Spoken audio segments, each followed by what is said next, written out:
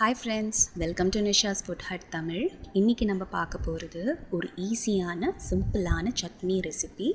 புதினா சட்னி நம்ம ஸ்டவ்வில் வைக்காமல் எப்படி செய்ய போகிறோங்கிறது பார்க்குறோம். அதுக்கு மேக்ஸிமம் 5 மினிட்ஸ் தாங்க ஆகும். வாங்க நம்ம எப்படி இந்த சட்னி செய்கிறதுங்கிறது பார்க்கலாம். அதுக்கு பார்த்திங்கன்னா ஒரு எம்டி மிக்சர் ஜாரில் 3/4 கப் அளவு தேங்காய் சேர்க்குறேன். அது கூட 2 பச்சை மிளகாய் சேர்த்துக்கிறேன்.